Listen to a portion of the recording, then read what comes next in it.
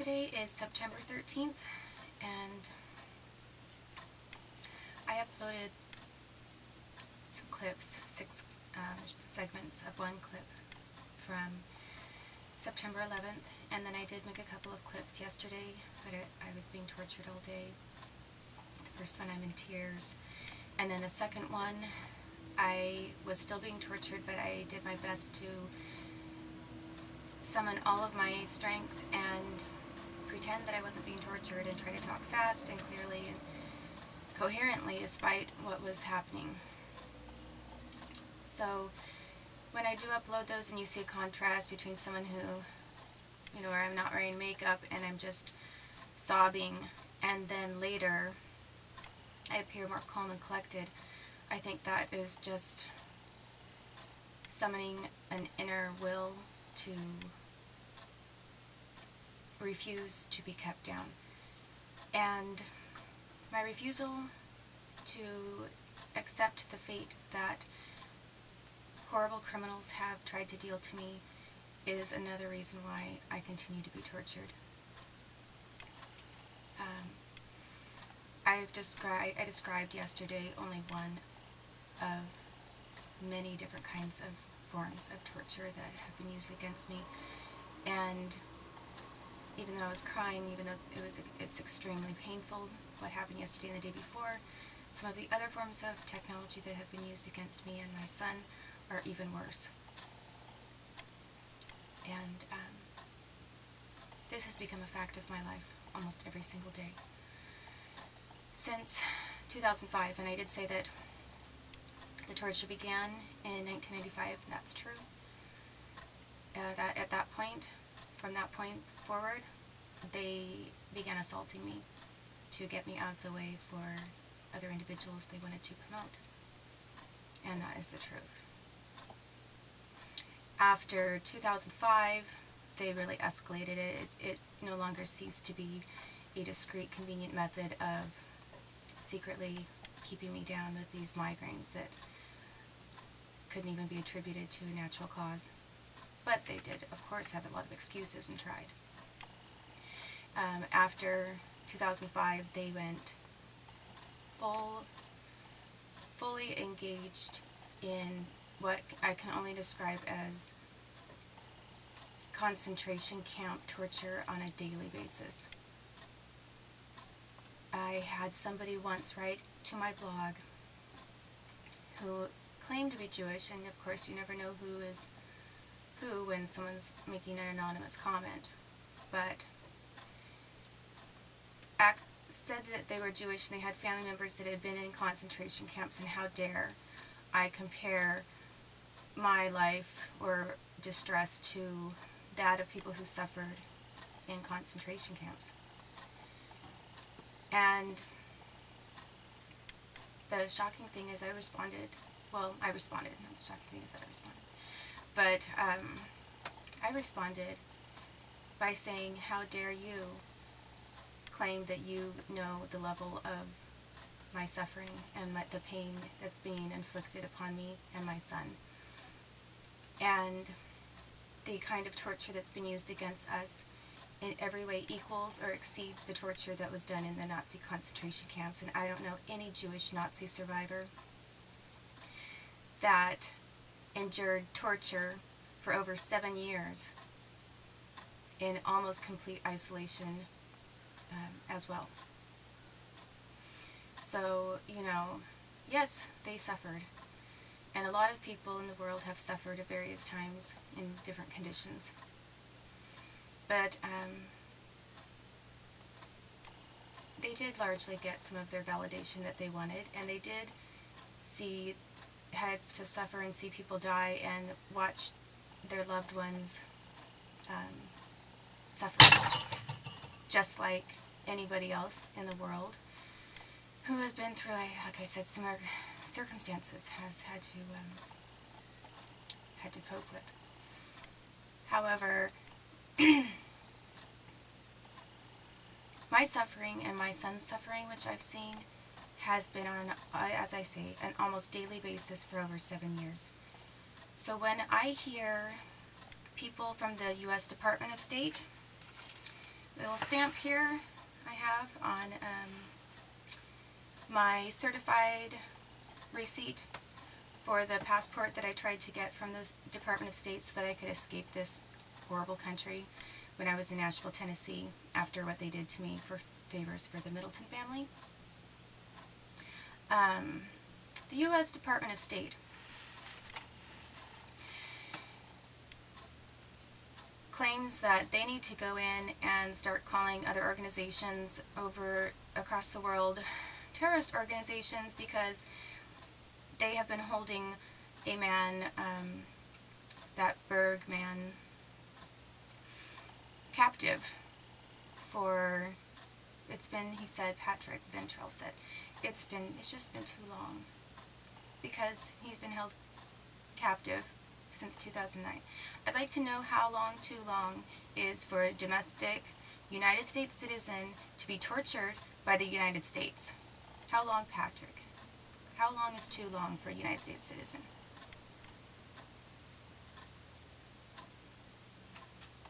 Any answers? Because right now, as Mitt Romney and Barack Obama are out on their campaigns, now talking about the U.S. ambassador that was killed in Libya, I still haven't heard anything about United States citizens being tortured on United States soil.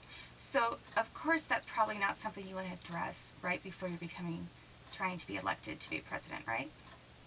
I'm sure nobody on your campaign trail or group wants to bring up the fact that how many different administrations have allowed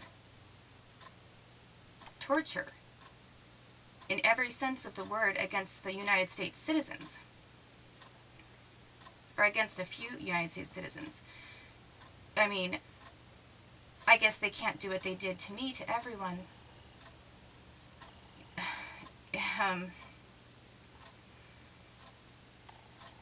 So it's been their little top secret for a long time. But this is full-blown torture against United States citizens. No one is addressing it. They've tried to cover it up. And this is not something that should be covered up at all. Protection for criminals who torture other people in the United States and children. There's no justification for that. There's no justification for doing favors for people like the Middleton family, who are United Kingdom people. Just because you've got some United Kingdom people that served on your intelligence committees and military, and you want to do some little favors for them. I'm really tired of the kind of crime that I've seen being done in the name of the Middletons. And the fact that I was criminally assaulted to keep me out of the way before they were hoping, I think, that I didn't wake up and I didn't start to piece together some of the things that they knew I might be able to piece together. And they probably could foresee that I was eventually going to piece together. So to stall and delay the inevitable truth that was going to come to the surface, they poisoned me, drugged me, tortured me, followed me all over the place, kept me looking disheveled and homeless and nuts. I mean, I wasn't nuts. Anybody who talked to me could tell I was not nuts, any more than you could tell by looking at me and hearing me now. But putting me in those circumstances made me look nuts. And then they put me into a mental hospital as a favor for these people, and injected me with Haldol and drugs and tried to ruin my mind. So then when I tried to apply for my passport, they stalled and delayed and said that they didn't know what my identity was. They weren't sure that it was really me, which I believe, coming from the U.S. Department of State, was sort of a backlash for my reporting the two FBI agents and saying I wasn't sure that they were actually with the FBI or not. So this country has done some really horrible things to me, and then tried to make a malicious point about it. When I was leaving the country with my son to escape being tortured, I was mocked and ridiculed, and they made a malicious point in retaliation when they brought me back, saying she was trying to flee the country after I had been talking about how the United States allowed Josh Gatov to flee the country and while he was under investigation for rape. They tipped him off.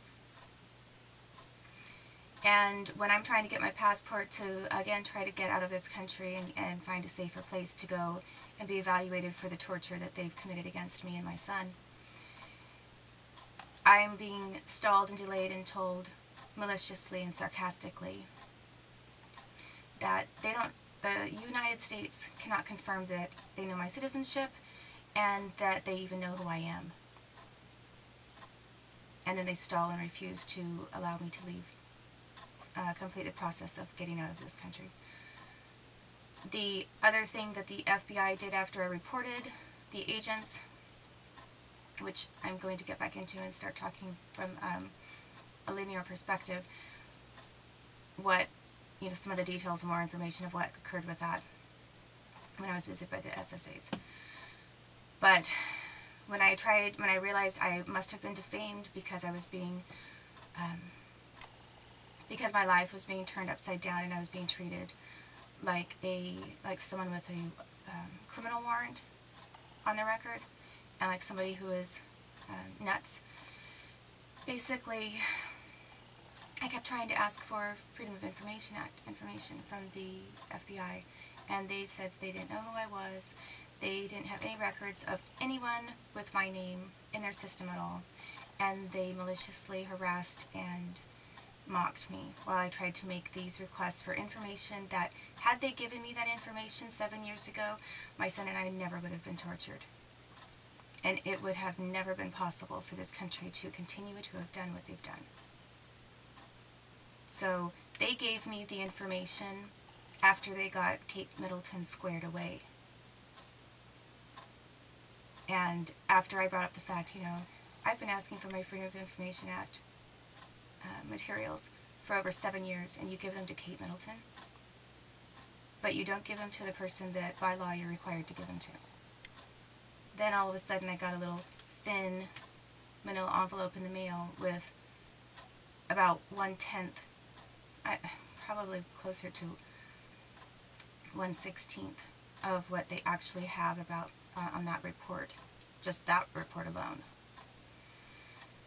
And from that small amount, I can definitely confirm that I was defamed, and I was defamed to a criminal degree because my testimony was altered, which is a felony crime. So by committing felony crimes, they allowed Kate Middleton to ascend and killed. I have no idea how many people were killed over trying to put the Middletons into the position that they are in now. But I have no doubt, because of some very discreet confirmation that I gathered when I was in Nashville, Tennessee, that a lot of people have not just been tortured as I have been for over 7 years. There are people who have been murdered. And I am not closely enough connected to either intelligence or the mafia to know about to know the names or the positions, the different kind of people that have been murdered and killed. But I am very sorry for anyone who was innocent on any side of the situation, who was trying to do a good thing or the right thing and had information, was trying to get the truth out, and was murdered because of it.